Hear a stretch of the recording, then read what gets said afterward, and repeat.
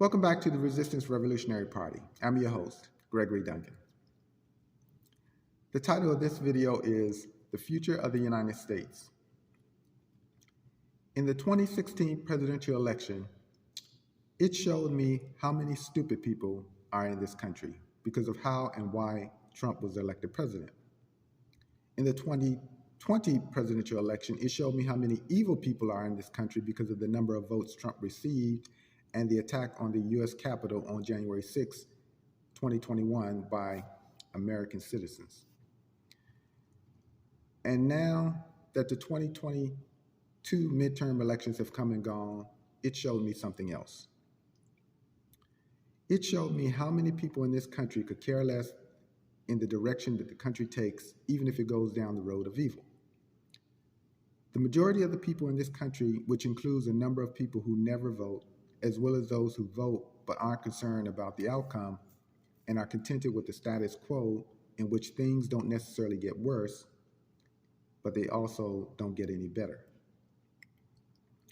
For some odd reason, and I can't understand why, the Republicans thought there was going to be a big red wave during the 2022 midterm elections, and many network and cable news pundits thought so too, as well as poll watchers.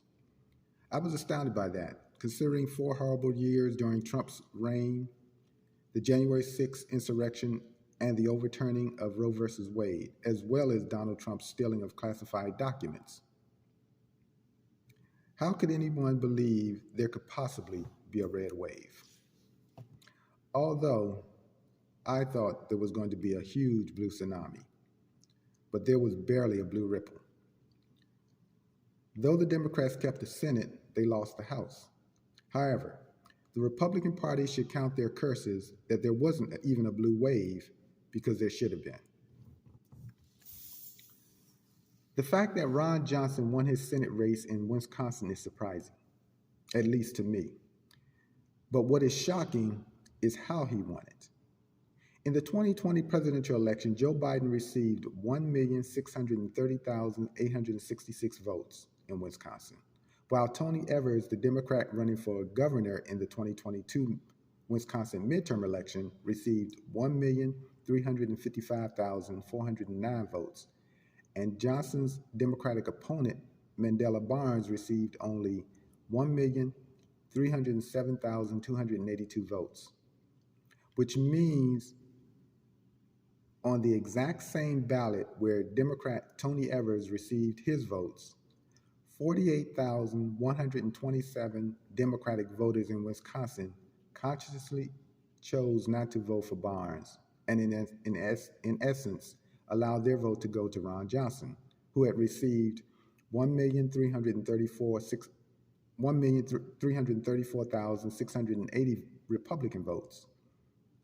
He will now serve 6 more years as one of Wisconsin's senators. Unbelievable. They clearly learned nothing from the 2016 presidential election. It's not like they voted directly for Johnson. They did something worse. The Democrats will have a majority in the Senate for now, but due to the Senate loss seat in Wisconsin, come 2024, there is a good chance the Democrats could lose the Senate, although the Republicans themselves could lose the House.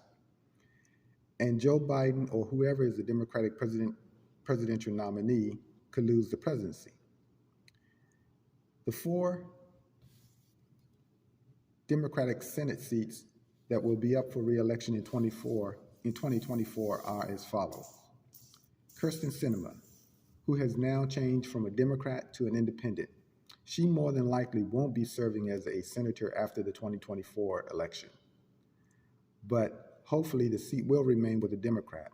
And since Mark Kelly was reelected, there's a good chance that the seat will remain with the Democrats in Arizona. Joe Manchin somehow consistently wins in West Virginia, and more than likely he will do it again in 2024. But the other two Democratic seats may be in danger, and it's Jon Tester of Montana and Sherrod Brown of Ohio. Here's a scenario for you. As of 2023, the Senate will be 51-49. Come 2025, the Senate could be, well, let me repeat that, or let me rephrase that. As of 2023, the Senate will be 51-49 Democrats. Come 2025, the Senate could be 49-51 Republicans if Tester and Brown lose their seats, instead of a more likely case of 50-50 if Mandela Barnes had won his Senate race in Wisconsin in the 2022 midterm elections. And with a 50-50 split, if a Republican wins the presidency in 2024, and I highly doubt it, that will give the Republican vice president the deciding vote in the Senate. So thanks to the 48,127 Democrat voters in Wisconsin, that scenario is a possibility. But having said that, I want to thank every voter in Wisconsin who voted the orange creature out of office in the 2020 presidential election. And now that the 2022 midterm election has come and gone, indictments should begin to drop by the time this video is uploaded, starting with the orange orangutan. As always, I'd like to thank you for watching and listening, and remember to like, share, comment, and subscribe. Till we see you again in the next video. Have a good day.